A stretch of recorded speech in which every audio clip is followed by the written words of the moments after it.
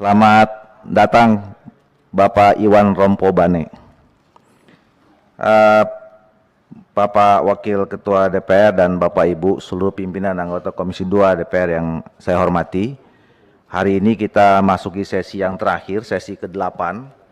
Di hadapan kita ada Saudara Iwan Rompobane. Benar ya? Bane ya? Bane. Bane, ya. Kita juga sudah menerima surat pernyataan dari yang bersangkutan. Surat pernyataan yang sudah disiapkan oleh kita Sekretariat Komisi 2. Jadi saya mau ngecek saja nama Iwan Rompobane, kemudian tempat datang lahir Powasa A, 19 Oktober 1976. Betul ya? Sekarang jabatan anggota KPU Provinsi Sulawesi Tenggara. Kemudian bertempat tinggal di BTN Geraha Mega Gracia, ya, Blok G5, Kelurahan Matawai, Kecamatan Wiwawakwa, Kota Mendari lah, gitulah kira-kira ya.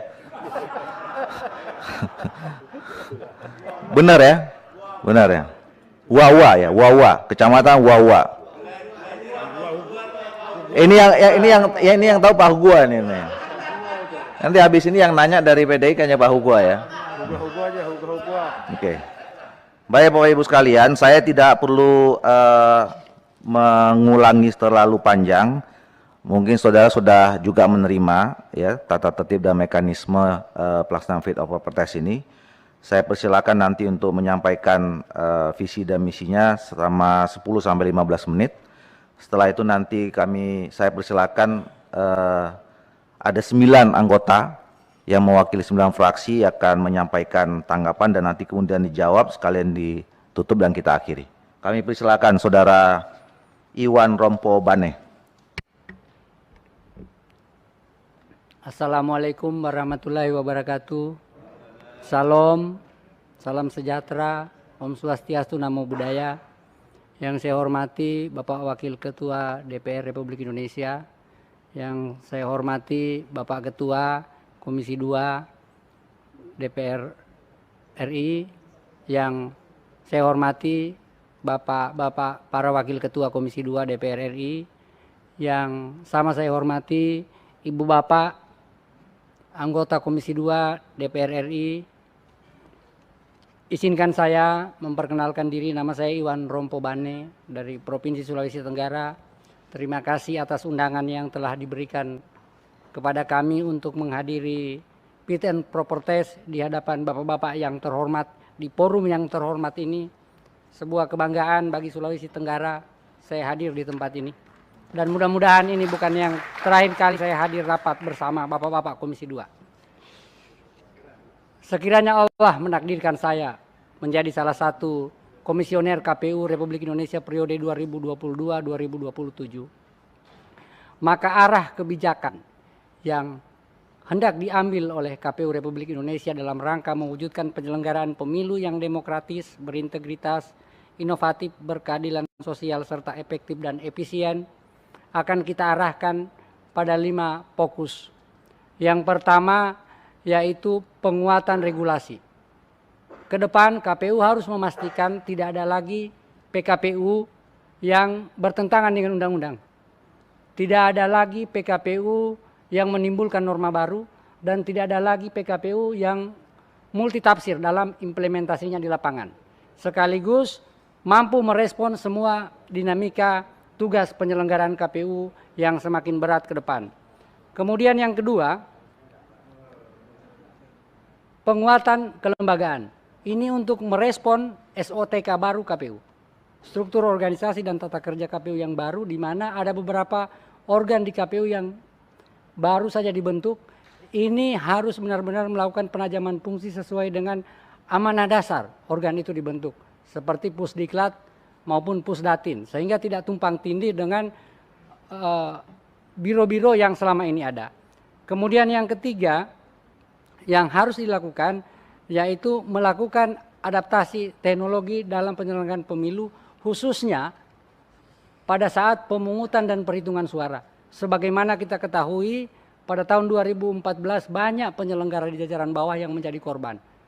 Berdasarkan pengalaman kami, sependek pengalaman kami mengelola pemilihan di Sulawesi Tenggara, hal-hal yang paling krusial dan menyebabkan kelelahan badan ad hoc itu adalah pada saat registrasi pemilih, saat hadir di TPS, dan pada saat pengadministrasian surat suara. Nah, dua hal ini sejauh tidak bertentangan dengan Undang-Undang Nomor 7, maka harus dapat diadaptasi dalam penyelenggaraan pemilu tahun 2024. Kemudian yang keempat, yaitu KPU ke depan harus melakukan open data. Ini amanah konstitusi, amanah undang-undang, Undang-Undang KIP 2008 dan Perpres 39 2019 tentang satu data Indonesia, di mana posisi KPU yaitu membangun satu data untuk kepentingan demokrasi pemilu. Sehingga kemudian KPU menjadi satu-satunya sumber data. Transaksi data harus dilakukan secara elektronik, bukan seperti sekarang ini. Kemudian yang terakhir, yang kelima, yaitu KPU dalam melaksanakan tugasnya, sesungguhnya pemahaman saya adalah dalam konteks koordinasi konsultatif. Tidak ada yang instruktif. Yang instruktif hanya kepada jajarannya di bawah. Tetapi dalam melaksanakan tugasnya dengan lembaga yang lain, dia harus koordinatif dan konsultatif. Hanya dalam aspek pengambilan keputusan, itulah KPU disebut mandiri. Ini harus saya sampaikan sejak awal. Kemudian untuk mencapai itu semua, saya menawarkan 3 pendekatan strategi. Yaitu yang pertama, kontinuitas. Ke depan kita akan memilah yang mana program-program KPU yang sudah baik untuk dilanjutkan, yang mana yang belum baik untuk kita cari di mana kekurangannya, dan yang mana yang harus kita tinggalkan. Kemudian yang kedua, responsif. KPU ke depan harus mau banyak mendengar. Harus respon dengan setiap perkembangan dan dinamika yang ada di lingkup tugasnya. Sehingga menurut saya ke depan perlu dibangun atau diadakan sebuah badan khusus di KPU yang tugasnya merespon ini. Saya terus terang menyampaikan dalam wawancara dengan Pansel, saya memberi contoh satu lembaga kuasi negara yang menurut saya bagus seperti KPK. KPK punya juru bicara khusus untuk merespon semua dinamika sehingga tidak menimbulkan multitafsir di dalam pelaksanaan tugasnya. Kemudian yang ketiga, yaitu perencanaan di KPU harusnya top down dan bottom up dikombinasikan. Sehingga dengan demikian, maka ke depan profil penyelenggara pemilu yang kita harapkan yaitu penyelenggara pemilu yang minimal punya 3 ciri. Yang pertama, dia harus punya loyalitas. Loyalitas kemana? Loyalitas ke undang-undang. Tidak bisa loyalitasnya terbagi kemana-mana. Harus clear 4 pilar kebangsaan orang-orang yang bekerja di KPU. Mau dia komisioner, mau dia sekretariat, ini harus clear. Mengapa? Karena core bisnis KPU adalah mengelola legitimasi. Legitimasi inilah yang menjadi dasar seseorang atau suatu kelompok politik boleh memerintah orang lain dan kelompok politik lain atas dasar persetujuan orang yang diperintah. Kemudian yang kedua, karena KPU ini adalah unit pelayanan, maka dia harus komitmen pada pelayanan. Melayani siapa? Melayani yang pertama, tentu harus melayani pilar demokrasi. Yang kedua, melayani pemilih.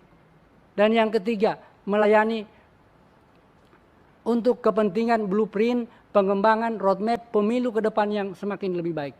Jadi tugas KPU periode 2022-2027 bukan hanya menyelenggarakan pemilu 2024, tapi harus memastikan pemilu 2029 lebih baik daripada pemilu-pemilu yang pernah ada. Kemudian yang berikutnya, ada konsistensi. Ada konsistensi di insan KPU, di lembaga KPU untuk terus melanjutkan penyelenggaraan pemilu yang semakin baik untuk mengokohkan sistem presidensial. Ini yang menurut saya ingin saya tawarkan kepada Bapak Ibu semua dalam rangka penyelenggaraan pemilu tahun 2024. Wassalamualaikum warahmatullahi wabarakatuh. Waalaikumsalam warahmatullahi wabarakatuh. Terima kasih Saudara Iwan Rompo Bane. Selanjutnya kami persilakan Bapak Ibu pimpinan dan Komisi Kedua DPR RI. Yang pertama yang mewakili dari fraksi PD Perjuangan, Pak Hugo, ya jangan malu-malu Pak.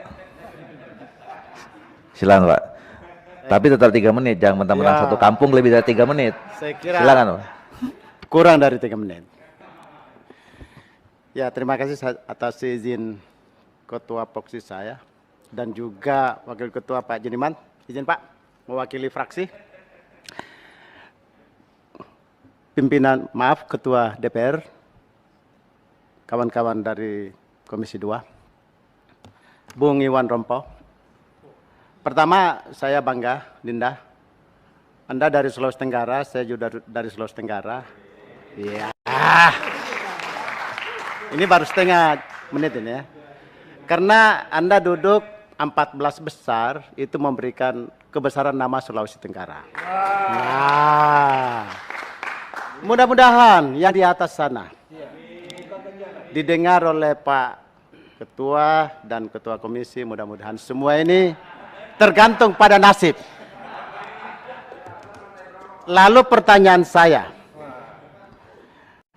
Adinda tadi telah begitu banyak bicara tentang idealisme pemilu.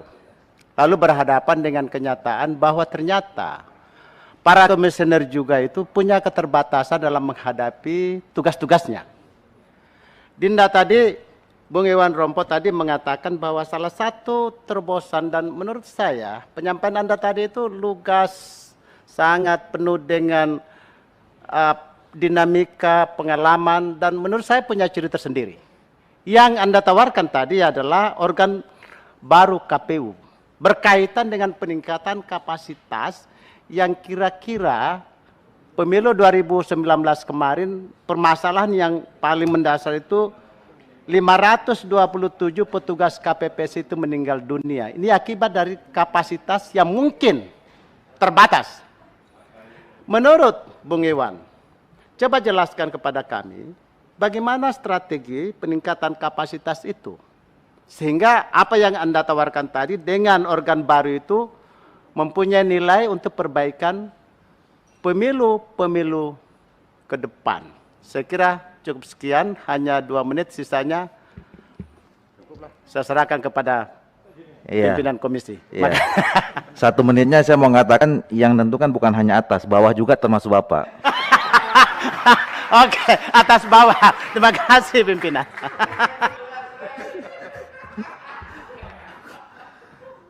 Terima kasih Pak Hugua. Selanjutnya yang mewakili fraksi Partai Golkar. Silakan Ibu Teti. Bismillahirrahmanirrahim. Ya, anggota baru ya. Ya, pergi. Orang lama. Kita baru casing. Iya. Masih cinta. Iya. Assalamualaikum warahmatullahi wabarakatuh. Ketua dan Wakil Ketua yang saya hormati dan segenap Komisi 2 yang saya hormati, Bapak Iwan Rompo Bane yang saya hormati. Tadi saya mengapresiasi paparan dari Bapak yang tidak jauh-jauh dari koridor, yang on the track, luar biasa. Ternyata di pinggir sana banyak orang-orang pandai gitu. Alhamdulillah saya mengapresiasi itu. Mudah-mudahan nanti ada keterwakilan dari pesisir, kata Pak Hugua tadi itu. Bagaimana Pak agar hak-hak konstitusional warga negara terpenuhi, yang selama ini ada data pemilih yang sering kali terjadi kendala atau penyakit laten yang terus-menerus berulang setiap penyelenggaraan pemilu. Agar jangan terjadi lagi seperti yang terdahulu, sedapat mungkin kita atau Bapak minimalisir. Langkah apa yang akan Bapak lakukan apabila nanti terpilih menjadi salah satu komisi KPU yang akuntabel dan transparansi? Terima kasih Bapak, itu mungkin satu ya pertanyaan. Pak Trusun, terima kasih. Wassalamualaikum warahmatullahi wabarakatuh. Waalaikumsalam warahmatullahi. Terima kasih Ibu Teti Roningsi. Mic-nya dimatiin, matiin dulu. Selanjutnya yang mewakili fraksi Partai Gerindra. Terima kasih pimpinan. Assalamualaikum warahmatullahi wabarakatuh. Salam.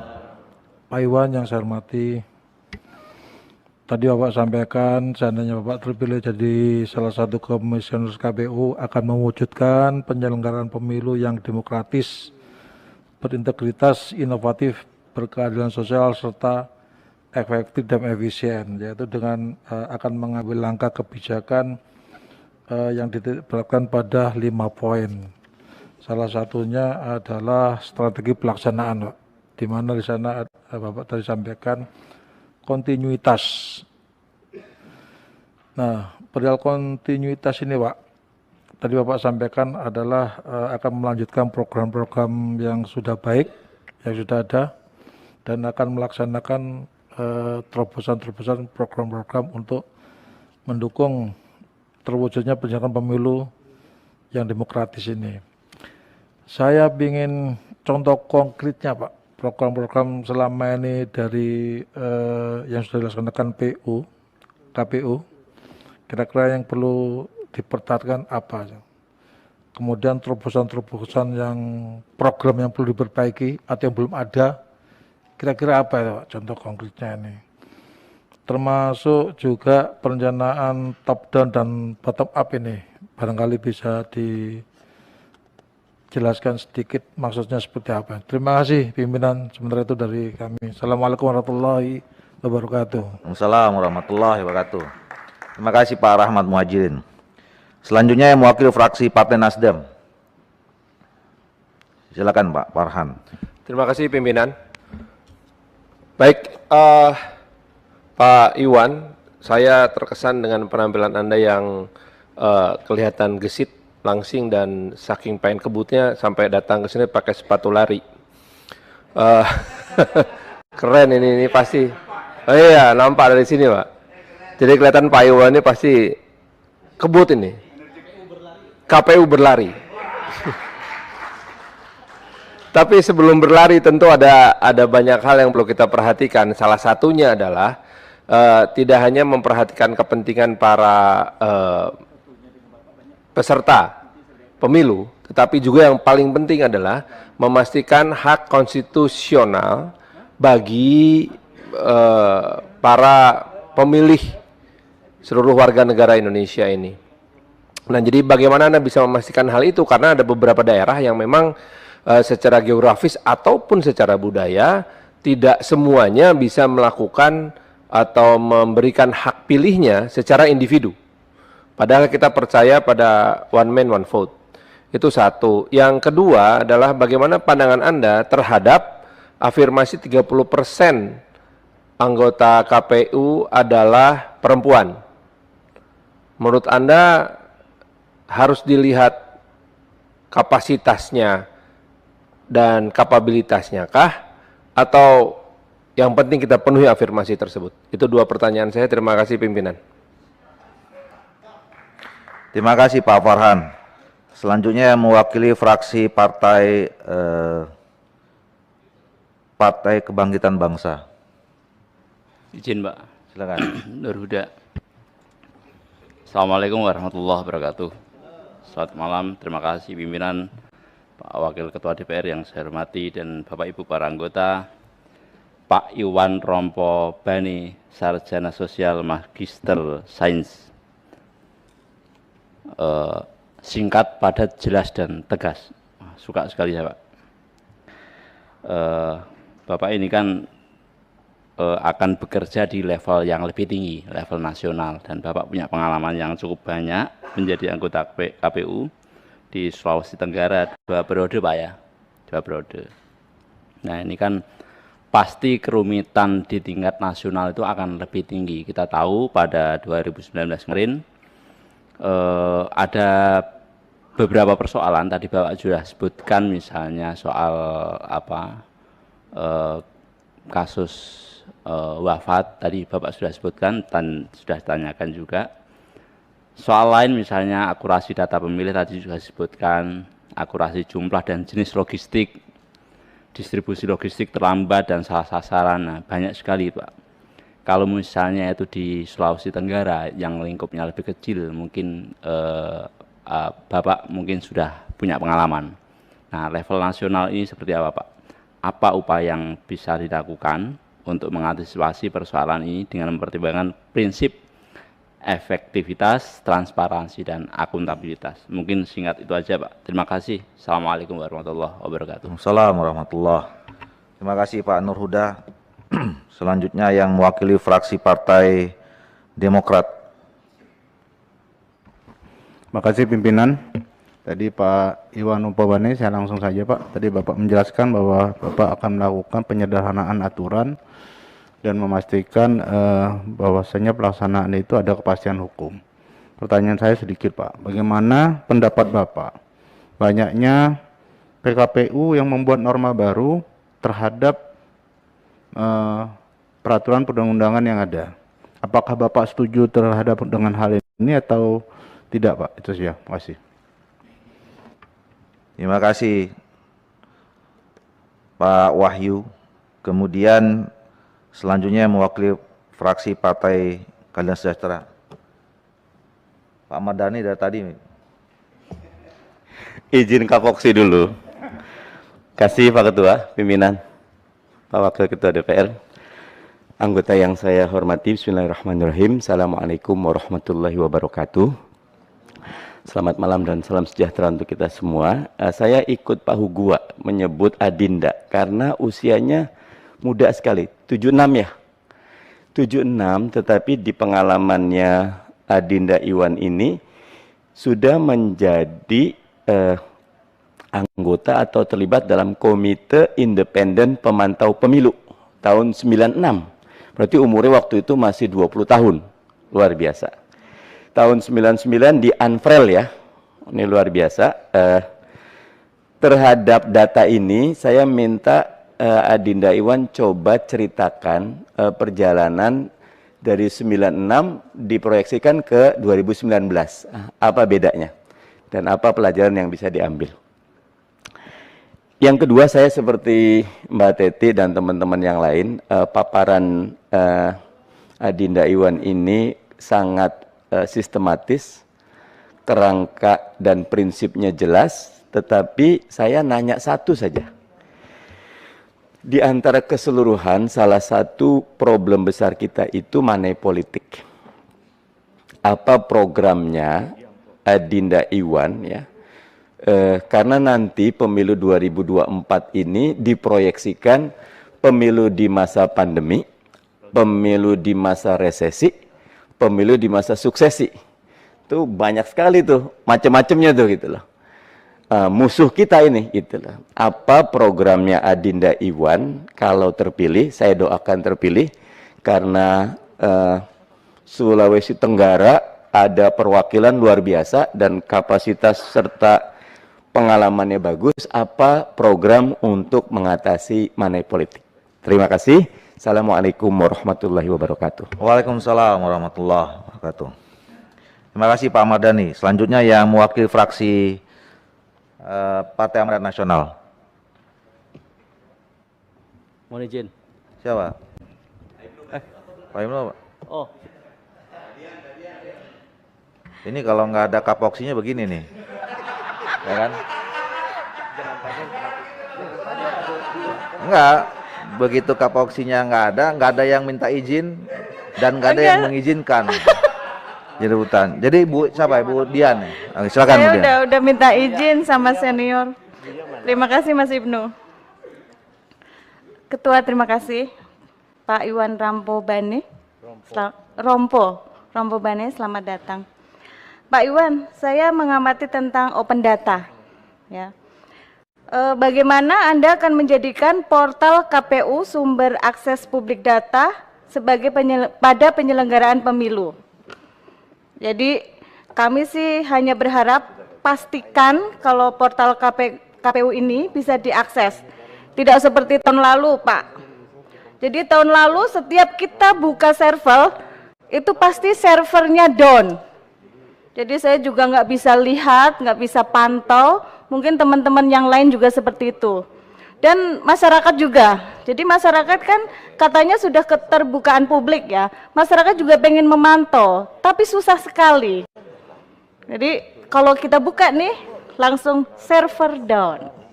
Nah, untuk selanjutnya kita hanya ingin memastikan kalau servernya nanti baik-baik saja. Mohon diperhatikan. Terima kasih. Terima kasih Ketua. Terima kasih Ibu Dian. Selanjutnya kami persilakan yang mewakili fraksi Partai Persatuan Pembangunan. Sendiri main tunggal, Pak. Iya, main tunggal. Nanti kecapean nanti. Iya. Single fighter namanya, Pak. Kecapean nanti ini. Jadi Pak Iwan Rompobane, perwakilan dari Indonesia Timur ini, saya kira ini patut dihargai. Yang sudah disampaikan dan sudah kita semua simak semua. Saya sedikit aja barangkali, hanya 2-3 butir saja ingin penjelasan. Di pertemuan kita dengan beberapa pakar yang jadi narasumber di Komisi 2, selalu menyebutkan persoalan parlemen threshold. Itu diatur dalam Undang-Undang nomor 7 tahun 2017. Parlemen threshold dengan angka sekian persen. Barangkali mohon dijelaskan kepada kami ketika pakar mengatakan bila mana parlemen threshold itu terlalu tinggi, ini akan mengakibatkan banyak suara-suara sah masyarakat pemilih itu menjadi hilang dan terbuang. Dan potensi untuk itu bisa besar kalau parlemen threshold-nya terlalu besar diangkat dan disepakati. Mohon penjelasan tentang hal tersebut, makna keterbuangan suara pemilih secara sia-sia yang dikaitkan dengan kebesaran atau besaran angka parlemen threshold. Itu satu. Yang kedua, di sini Pak Iwan menjelaskan masalah penguatan kelembagaan. Ini menarik sekali karena adalah mustahil dalam sebuah organisasi kalau lembaganya tak berjalan baik dan tidak termanage dengan baik, itu akibat tujuan organisasi tidak akan tercapai. Di sini Bapak sebutkan soal penajaman fungsi organ baru yang telah dibentuk. Mohon penjelasan dari statement yang Bapak sebutkan di sini. Ada organ baru barangkali di KPU dan silakan jelaskan kepada kami. Terima kasih Pak Ketua. Terima kasih Pak Samsul Rijal. Bapak Ibu sekalian, Pak Wakil Ketua DPR, pimpinan dan seluruh anggota Komisi 2, Saudara Iwan Rompobane, barusan tadi sudah kita sama-sama dengarkan tanggapan dari apa tadi yang saudara sampaikan. Tentu kami persilakan untuk menanggapinya kembali, ya kira-kira 10 menit, 15 menit. Kami silakan. Bapak Wakil Ketua DPR RI yang saya hormati, Bapak Ketua dan Wakil Ketua Komisi 2 yang saya hormati, Ibu Bapak anggota yang sama saya hormati, izinkan saya merespon pertanyaan yang disampaikan Bapak Ibu kepada saya. Yang pertama, pertanyaan dari Bapak Hugua, fraksi PDIP daerah pemilihan Sulawesi Tenggara. Kebetulan Sulawesi Tenggara hanya 1 dapil Pak Ketua. Jadi di KPU berdasarkan SOTK yang baru, dan saya kira itu juga persetujuan DPR RI melalui Komisi 2, itu ada beberapa organ baru yang dibentuk.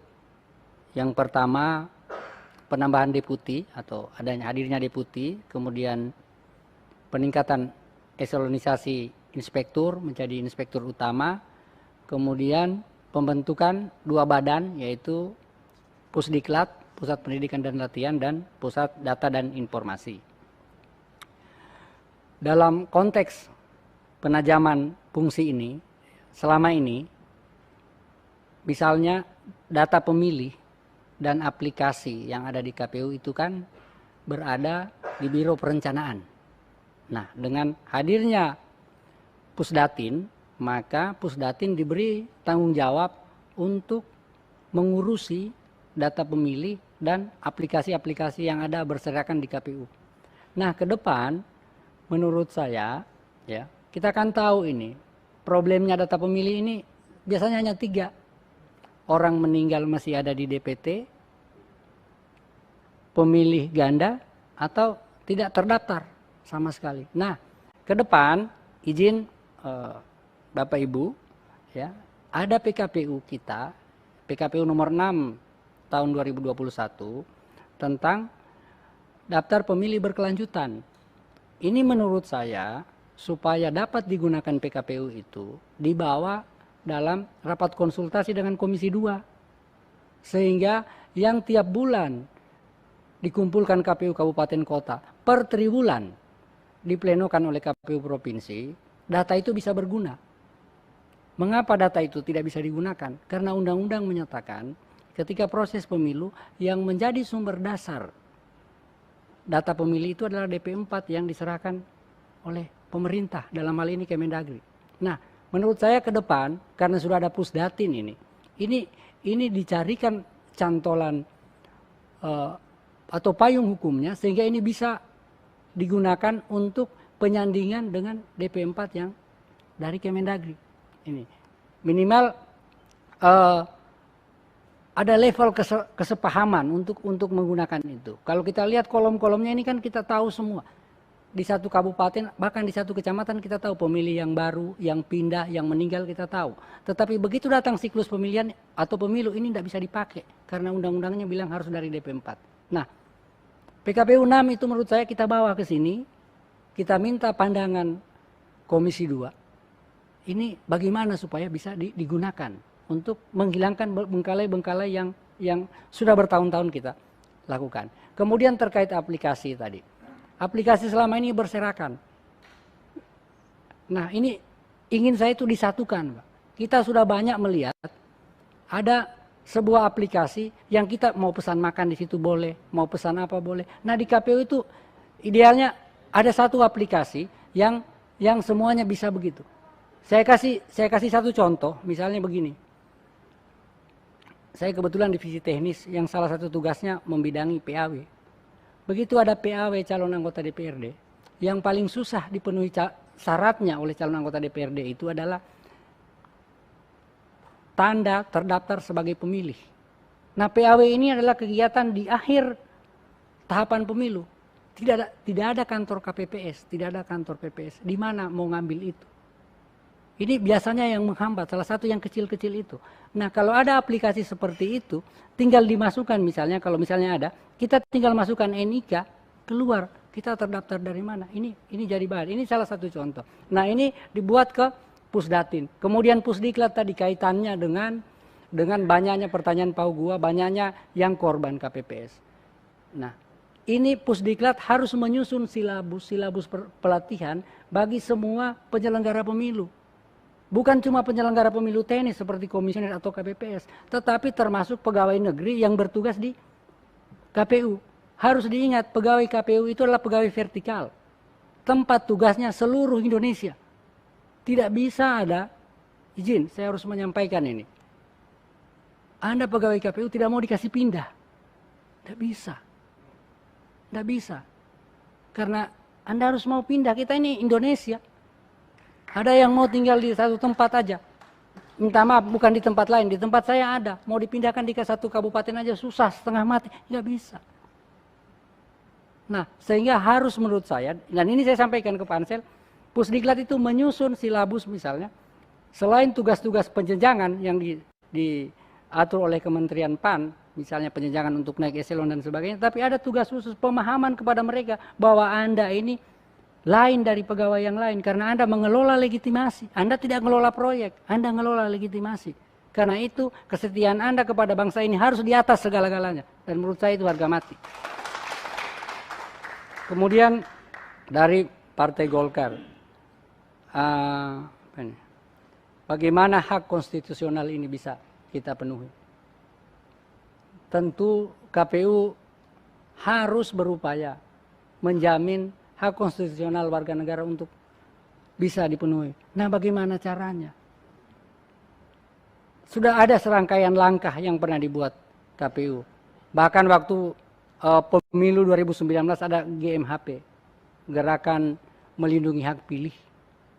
Nah, tetapi ini menurut saya ke depan harus lebih digiatkan, bukan dalam judul gerakan. Kalau gerakan itu menurut saya ini kan ya kebetulan ada gawenya saja begitu.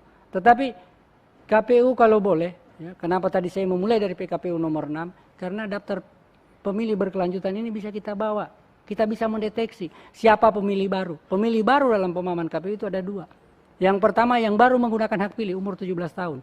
Yang kedua yaitu mereka yang pensiun dari Dinas TNI Polri. Ini kita tahu Pak. Yang meninggal kita tahu. Yang pindah domisili kita tahu. Tetapi begitu datang siklus pemilih, data ini tidak bisa dipakai karena panduannya DP4. Nah sekarang bagaimana kalau kita bawa ke sini, kita kasih link barang ini tanpa harus kita mengubah undang-undang. Kan kira-kira begitu. Kemudian kontinuitas Bapak dari Gerindra. Jadi di KPU ini misalnya begini Pak. Ini kita kemarin ada yang namanya Sirekap Bapak. Ini dari Situng, dari Sirekap. Ini saya lihat selalu hanya berubah versi, berubah pengembang. Nah, untuk memudahkan kerja kan yang menyebabkan tsunami kemarin ini Pak, kelelahan. Kelelahan kenapa?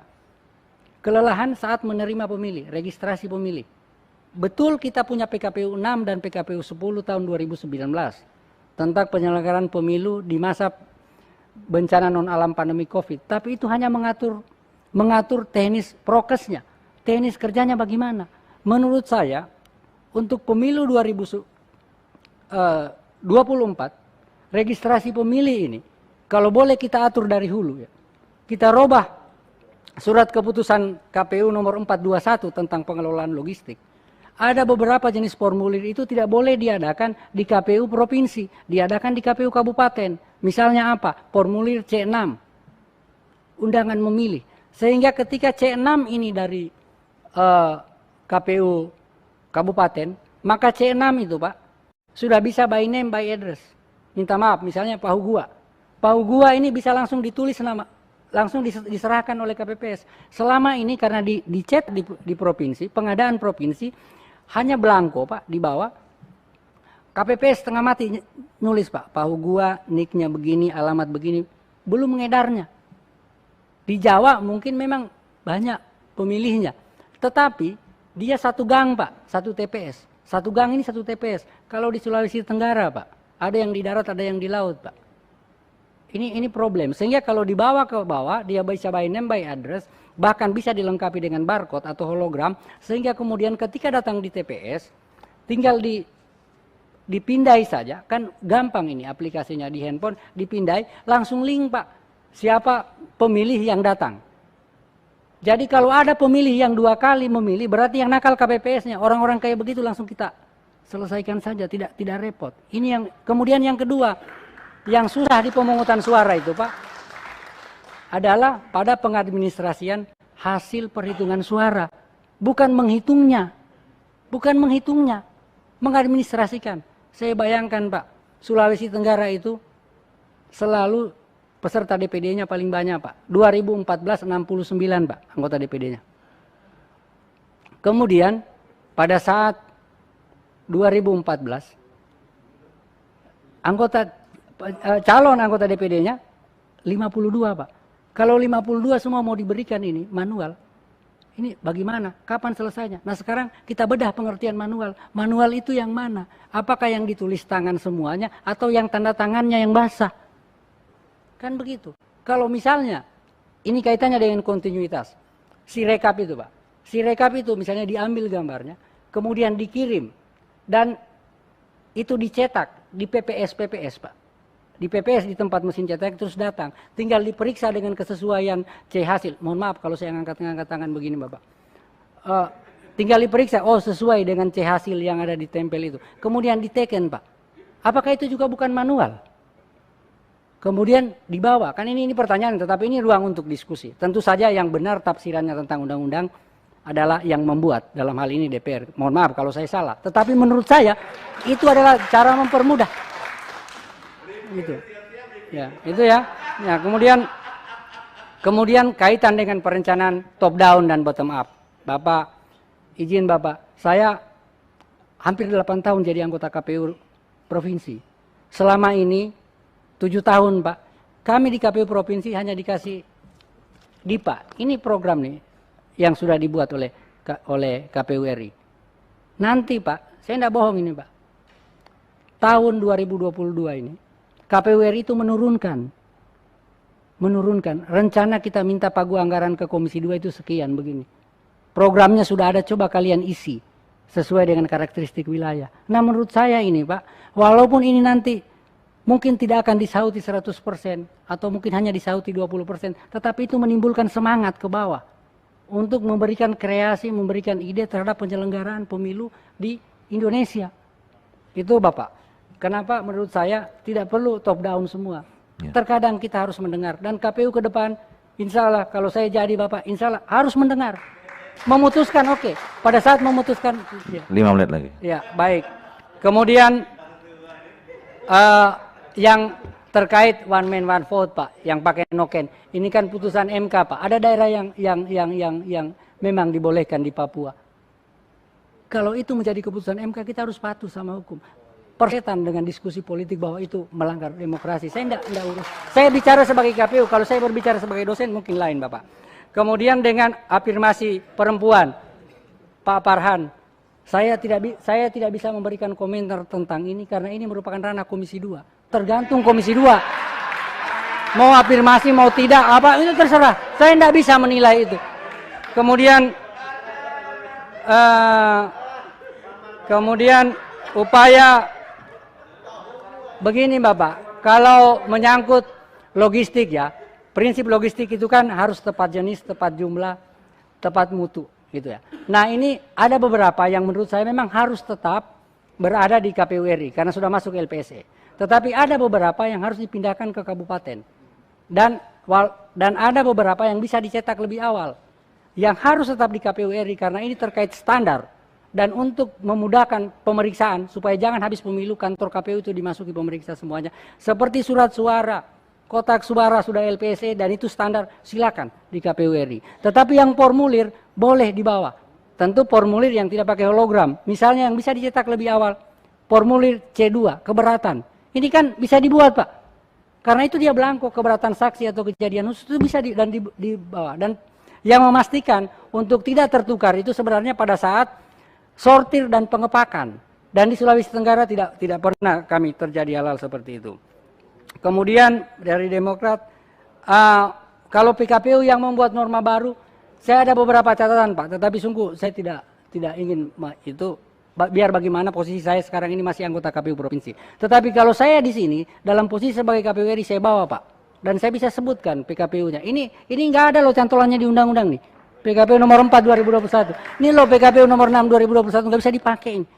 Saya bawa ke sini. Itu terserah. Ya kenapa? Karena KPU dalam melaksanakan tugasnya konsultatif dan koordinatif. Dalam pengambilan keputusan baru mandiri.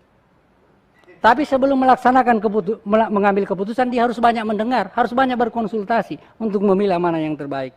Kemudian 96 ke 2019 Pak Mardhani memang ketika itu ya waktu pertama mendirikan KIP ya suasananya tentu tidak seperti sekarang. Kita mengalami perkembangan demokrasi yang sangat baik dan saya hadir di tempat ini juga karena perkembangan demokrasi yang baik yang saya kira diusung oleh semua rekan-rekan bapak-bapak ibu-ibu di Komisi 2. Terkait dengan money politics, sebenarnya kalau di Sulawesi Tenggara ya, sependek pengetahuan saya dari Sulawesi Tenggara yang dari kampung ini Pak, terkadang memang tidak bisa kita karena ada yang ingin memberi, ada juga yang tidak ingin memberi. Walaupun kadar memberinya, dan saya kira ini PR kita semua. Tetapi menurut saya PR terbesar KPU Republik Indonesia ke depan adalah mengelola polarisasi hasil pemilu. Sehingga KPU itu jangan hanya menyelenggarakan tahapan. KPU harus bertanggung jawab setelah pemilu. Jangan selama ini sukses pemilu hanya dianggap meningkatnya partisipasi. Tidak. Menurut saya harus ditambah Bapak. 1, semakin kurang pelanggaran. 2, semakin kurang kode etik di DKPP. Yang ketiga, polarisasi hasil setelah proses pemilu harus bisa dikelola. Kita ini bangsa yang besar. Kemudian yang Ibu Dian, open data portal ini sebenarnya saya izin Ibu, ini bisa kita wujudkan kalau Komisi 2 setuju. Ya karena semuanya butuh political will, political action Komisi 2. Jadi misalnya begini Bu, yang saya ingin menyebut dengan open data, yaitu kita satukan ini semua. Aplikasi dalam satu aplikasi, dan aplikasi itu jangan aplikasi tertutup Bu. Selama ini aplikasi yang ada di KPU hanya bisa diakses secara tertutup, tidak bisa diakses oleh publik. Kecuali yang punya password. Misalnya Sipol, Silon, bisakah Ibu akses? Tidak bisa. Tapi ke depan kita buka seperti saya hanya akan menyebut produk nanti asli. Ada aplikasi kita ini Bu yang sekarang bagus, kita mau pesan transportasi bisa, mau pesan makan bisa. Nah ke depan kita harusnya juga bisa seperti itu KPU. Tetapi tentu memerlukan dukungan politik dari Komisi 2. Karena diregulasi di undang-undang menyatakan dalam hal tahapan pemilu harus konsultasi dengan Komisi 2. Nggak bisa ujuk-ujuk. Walaupun saya mau, kalau Bapak Ibu nggak mau, nggak bisa. Kira-kira kemudian terkait dengan parliament threshold, soal suara terbuang. Ya kalau konsepnya Bapak memang kalau ada partai setelah pemilu kemudian dilakukan PT dihitung yang cukup, tapi kan itu hanya berlaku di DPR RI Bapak. Tidak berlaku untuk DPR provinsi dan kabupaten kota. Menurut saya itu sudah yang terbaik sekarang PT itu. Kenapa? Karena itu adalah pilihan yang dibuat oleh pembuat undang-undang. Pembuat undang-undang ini kan ditunjuk oleh rakyat. Kalau pembuat undang-undang ini kita tidak percaya, terus siapa saya mau percaya? Saya kira demikian. Wassalamualaikum warahmatullahi wabarakatuh.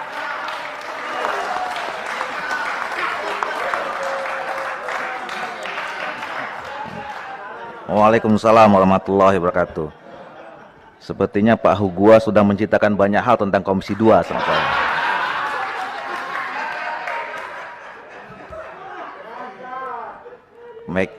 Mic-nya tolong Pak Iwan. Ya, udah dikasih kisi-kisi sama Pak Hugua. Baik Bapak Ibu sekalian, kita sudah sama-sama mendengarkan. Saya kira kita sudah bisa mengakhiri sesi ini. Ya. Sekali lagi kami mengucapkan terima kasih kepada Saudara Iwan Rompo Bane. Ya. Selamat dan sehat selalu. Ya. Dengan tidak mengurangi rasa hormat, kami persilakan Saudara Iwan Rompo Bane untuk bisa meninggalkan tempat ini.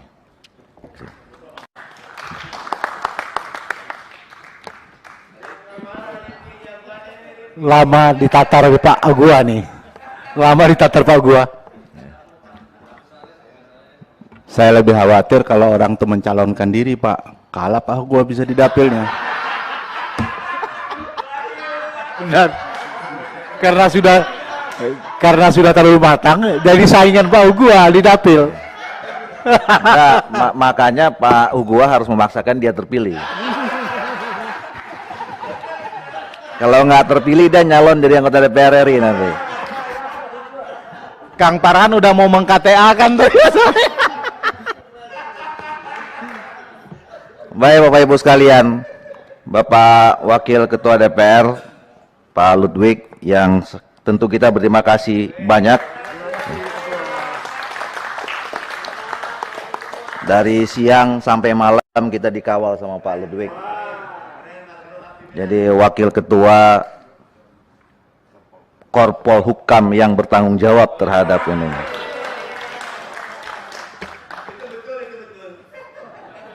Terima kasih juga kepada seluruh pimpinan dan anggota Komisi 2 DPR RI. Hari ini alhamdulillah kita sudah bisa menyelesaikan satu hari 8 calon anggota KPU RI. Dan saya kira dari pagi sampai malam hari ini forum yang sangat terbuka, kita disaksikan oleh mungkin jutaan orang melalui berbagai media, terutama live di TV Parlemen, ya. Dan kita masih punya 2 hari lagi, Bapak Ibu sekalian. Saya mau mengumumkan saja bahwa di awal sesuai rencana kita setiap hari mulai jam 10 sampai jam 21. Tapi karena besok ada rapat paripurna dimulai jam 10.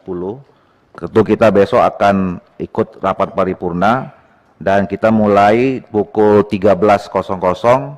Konsekuensinya besok kita mundur sampai jam pukul 23.00. Sehingga hari Rabu kita bisa kembali masuk ke jadwal yang normal.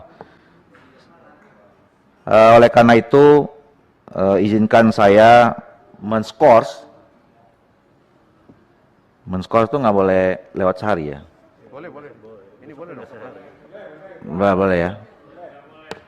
Izinkan saya men-scores rapat kita sambung lagi besok sampai pukul 13.00. Terima kasih, selamat malam, salam sejahtera buat kita semua. Billahi taufiq hidayah. Assalamualaikum warahmatullahi wabarakatuh.